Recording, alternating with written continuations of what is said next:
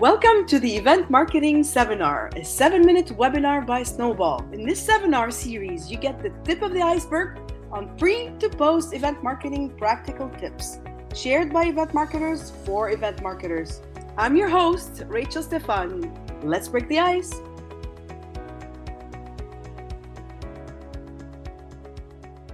Hello, everyone. We are here today with Kathryn Frankson from Money 2020. And we're going to discuss how to align your marketing copy and event design to elevate your event. Kathryn, let's break the ice. Hello, thank you so much for having me. This is a very exciting topic to talk about. And you talk a lot about that one. I've seen your content that you post, and it's quite amazing. Everything that you post around, marketing events and even event design. So I'm eager to hear what you have to say about this topic here. Yeah, well, we're in an interesting space where I don't think we can take design too far away from marketing itself, the actual what we're putting through our channel campaigns. And COVID, the C word changed that for all of us. We had to get a lot more joined up in terms of our product. So when we think about what's working now for marketing, we're doing things a little bit different at Money 2020, which I think is very cool. And it's always nice to have specific examples.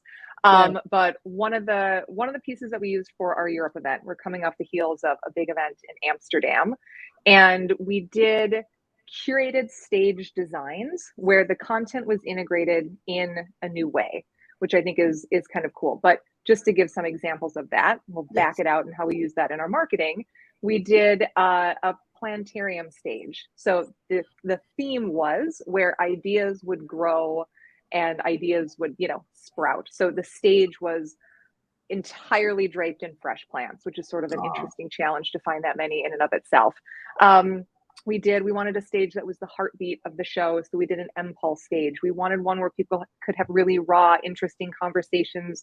So we did, we called it the exchange. It was this sort of hidden gateway where people could have off the record conversations. So we had all of these different stage designs, but it was meant to be thematic around the content, because what we're finding in marketing is that you have to be so much more specific about what you're selling. Everyone needs to get under the hood, and they're expecting organizers and brands who are putting on events to be curators of something that they can't just find on their own, that it's not just let me slog through just a ton of content. You cannot just be the one going, we're the voice of the industry and we're going to gather it all together. You have to be the curator. So when you have that level of event design, how that translates in your marketing is you start to pull that forward and set the expectation for your audience.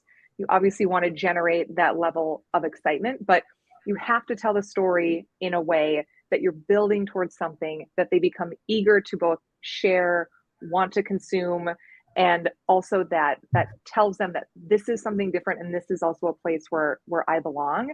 Because going just off of some of the older event plays around volume of speakers, of sessions, just of content isn't necessarily appealing anymore. And so event marketers are really being tasked with a level of product marketing and specificity and creativity that they haven't had before, but you need to have some hooks into that, as opposed to kind of going, okay, we're going to make some of these promises that we, while the show is being built. And so being really connected to those events, those producers, your creative team, and getting those elements, even if you're just at the rendering stage, even if you're just, building them and you don't have everything nailed down, it's going to give you a lot more content to work off of as you start to build your campaigns.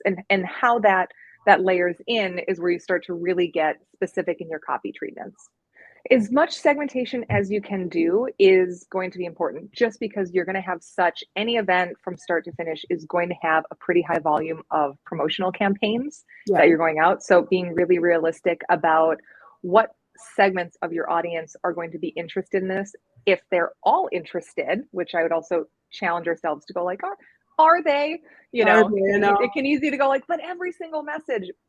But at least then, within that, you say, okay, well, if we do think this is a message for everyone, we at least have to look at the data that we have or their relationship to our brand.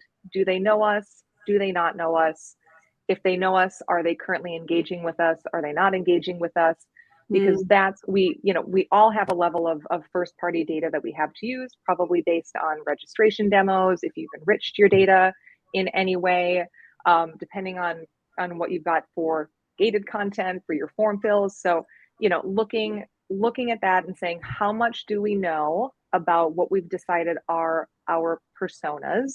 Have we defined what those are? Do we have enough data to sort of roll up into them? But if you're not, some people are sort of at that stage in their marketing. Others go, oh my gosh, we've got a lot of holes in our data and it's sort of ever changing and we're going into new growth markets. So that can sound sometimes like a perfect state. And, you can sort of be at an evolution of that. But you do at least know what an audience's relationship is with your brand. And based off of that, you can make some pretty good decisions and assumptions on what messages should land and how you should be adjusting that language so that it makes sense for them. If someone has never heard of your event, saying, oh, you have to see our planetarium stage, that might be really specific for where they're at. They're going about their, logic is, I'm just trying to get through my day, trying to get through my inbox. I'm in this industry, but I've never attended before. I don't quite know. You're going to have to tee that up really differently than if you have an alumni base and they go, okay, I know the show. They do some stuff really different every year. I'm eager to see what they're going to unveil. So you do want to be mindful of how those messages are going to, and I'm a very big proponent of, there is the hard and fast data management side of it. And then there's also a little bit of, using your good sense, using your intuition, being a student of marketing and sort of, knowing what you think is going to marry up with them in a way that's going to get them excited about the event. Thank you, Kathryn. That was really, really interesting. We can go on forever. There's a lot of tidbits in here that could be useful. And I hope whoever's listening can get some real tips to apply on their own marketing towards their events and how to also translate it on site as well. Thank you so much. And if you like this episode, please share it with your colleagues. If you have any suggestions for any guests, get in touch. We'd love to have them on board. And don't forget to subscribe.